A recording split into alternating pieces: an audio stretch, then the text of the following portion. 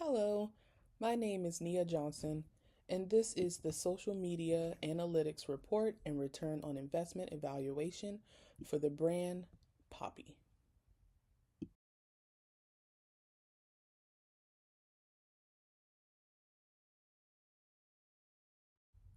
Poppi is a soda alternative brand and product that was first featured on Shark Tank, ultimately gaining an investment in partnership with Rohan Oza. It is branded as a gut healthy beverage, which is supposed to support a healthy digestive system environment. Targeting young, modern audiences of Generation Z and millennials who value health conscious options, the brand developed an early 2025 Super Bowl ad and influencer partnership on TikTok, which sent custom vending machines to influencers, some who were even featured in the commercial. The campaign aimed to position the product that one could have without the guilt of consuming traditional soda, but still allowing indulgence. This was done with the objective to gain reach and attention, which hopefully converted to sales.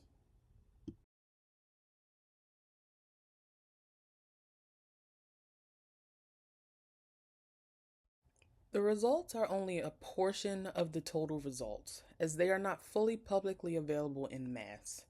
However, the results from Poppy's TikTok and two of the 32 influencers involved demonstrate a highly positive return in terms of engagement, segmenting the target audience, traffic and conversion, as well as sentiment from the public. The sum of likes are 2.7 million, comments totaled 10.7 thousand, shares 94.3K, saves at 99.4K, with a reach of 29.1 million. Poppy's TikTok followers increased by 70%, and Poppy's Instagram saw a 250% increase in engagement as well. Poppy reported in heavy use Poppy reporting and heavy use of Instagram and TikTok with influencers in their early to mid 20s signal a target audience of Generation Z and millennials, and the findings support that assumption. 25.7% of social media audience are 18 to 24 years old, and 57.6% are 25 to 34. There is almost a balance of male and female audiences and a concentration in the United States. They are either entrepreneurs or students, which tracks. Compared to an ad ran during the Grammys and premieres of The Bachelor and The Vanderpumps, a show I had actually never heard of but appears quite popular, the ad performed well above expected in terms of traffic and conversion, with an increase in Amazon sales, site traffic, and Google searches. Lastly, sentiment around the campaign saw the public perceiving Poppi as an out of touch lifestyle brand whose product was already expensive, yet wasting money to give already wealthy people free things. Olipop, Poppy's main competitor, does not have nearly the same engagement, especially on TikTok and Instagram, where the campaign was focused. The reach is less than Poppy's, and there is better current sentiment for Poppi, according to Hootsuite. They have similar demographics in terms of age and the similar valuation at nearly $2 billion, according to Fortune. So it makes sense that Olipop chimed in during the campaign backlash, stating that Poppi had spent $800,000 on the machines. Ellsworth answered the backlash by highlighting they do not popularize their more humanitarian efforts.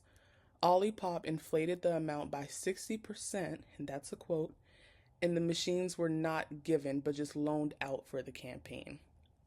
Despite the sentiment and backlash, Poppy's revenue continued to grow, resulting in a nearly $2 billion purchase from PepsiCo a month after the campaign and its backlash.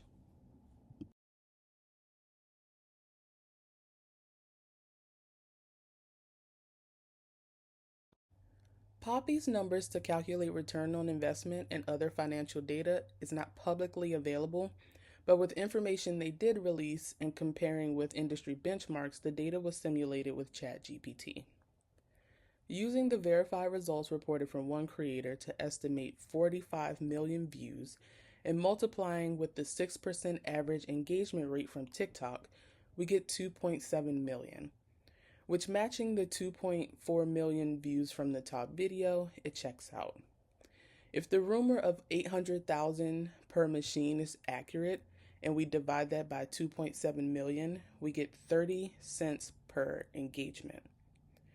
ChatGPT reports the typical industry standard for cost per engagement between 50 cents and $3.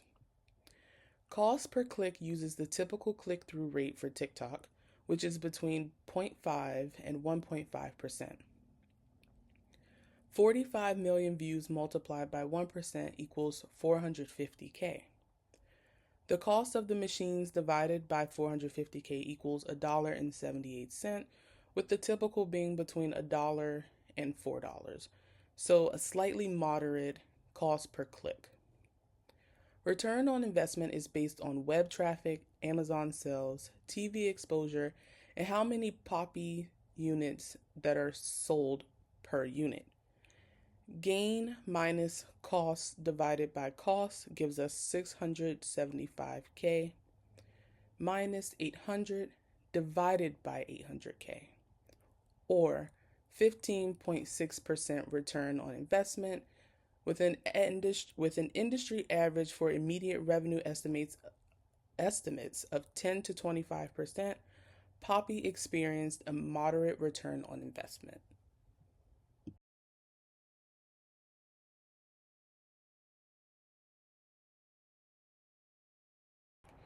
The campaign benefits Poppi's exposure and on a platform specific to its targeted audience, while also reaching those it did not intend through the TV component.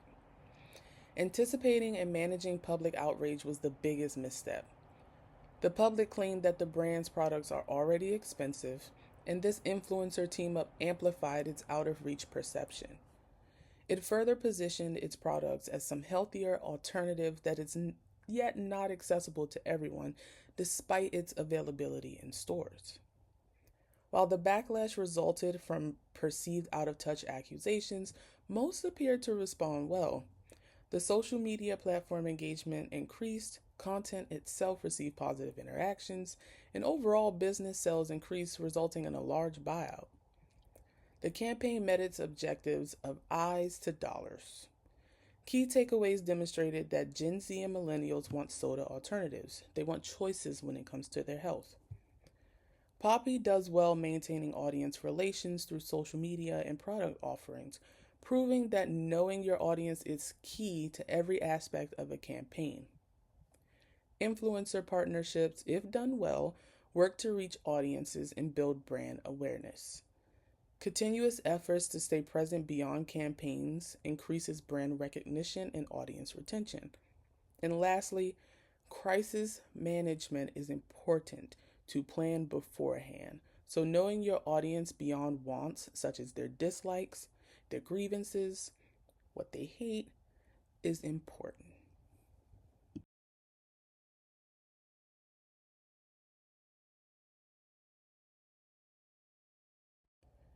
With insights and takeaways in mind, a few strategies were developed to answer them in future campaigns.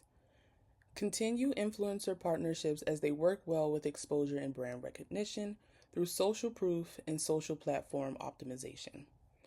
Some partnership efforts beyond rich young influencers, however, would be beneficial for optics. Since the brand is represented as a lifestyle brand offering a quote-unquote healthier alternative, funds could be used to give to humanitarian and/or health-based efforts while strategically making it public, highlighting those efforts but not making it a spectacle. This answers the backlash yet positions as a true for the life of people product. This aligns better with Gen Z's desire for sustainable and socially conscious brands. Continuing to develop more diverse products as Gen Z loves finding their thing in individualism. Poppi has presence in grocery stores, but the price and aura around it does not scream attainable. These efforts could combat that perception, essentially saving or uplifting through image adjustment and manipulation. Continuing with video content, especially behind the scenes content, and increased use of user generated content. Hashtags and call to action campaigns like contests could produce this type of content. Using keywords relevant to the industry and audiences in captions and content further aligns Poppi in the conversation.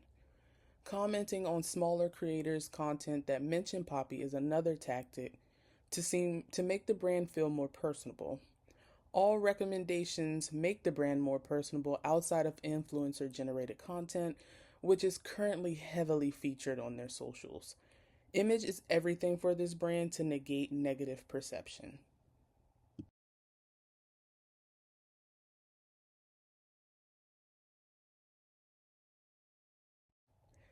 Thank you for sticking around. Again, my name is Nia Johnson, and you can find all of the resources on the next slide.